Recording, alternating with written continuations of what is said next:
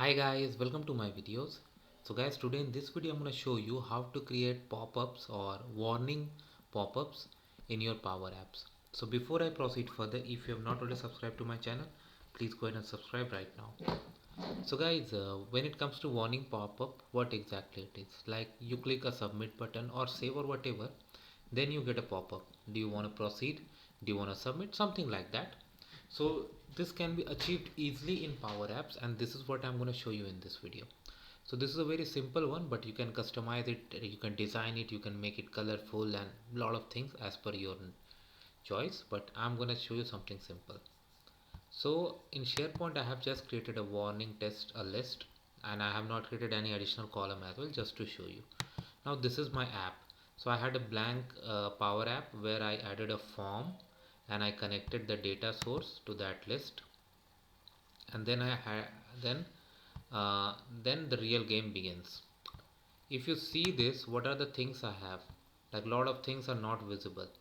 Like okay, first I should give you a run. So I'm running the app. I say test warning. I click on submit. I get a pop-up. Are you sure to submit? If I select no, I'm sorry, it's gonna come back on the screen. If I select yes, the item is submitted. If I come here and I refresh it, this is right here. Now let's go through the working, how this is working.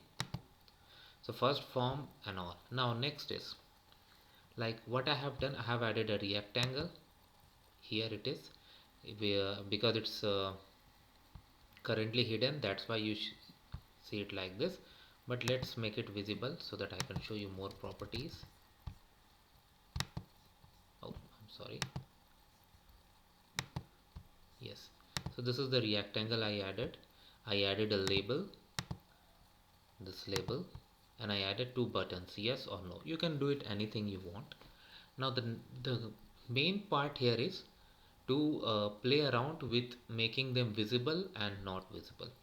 So the main button here, the submit button, I'll go back to there. So basically when you in your ordinary forms, when you click submit, basically it submits a form, but here I have a variable hide value that it is making true, and I'll show you why it is. So let's go start from the screen one. So on visible I have defined a variable hide value equal to false. Now for all these controls, rectangle, label, yes button, no button, if you see the visible property, I have mapped it with that variable for all these four. So basically based on the value, this is a boolean variable, it's going to be visible or not. So when the form is first loaded, I have set it false, so it's not visible. These four controls are not visible. The moment I click submit button, what submit button does? Submit button changes the value of this variable from false to true. So that means visibility for these four items becomes true. So that's why you see them.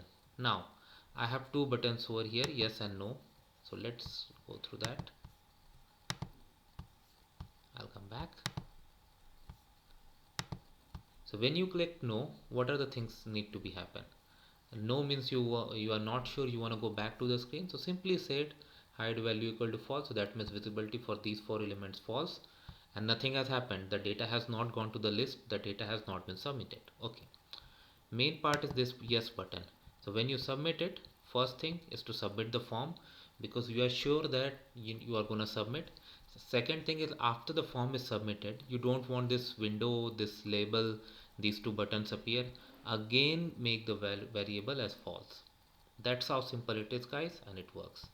And once the form is submitted, you can play around. Like what I have done is, on success, I have again opened the form. So that's why when a form is submitted, again you see another form.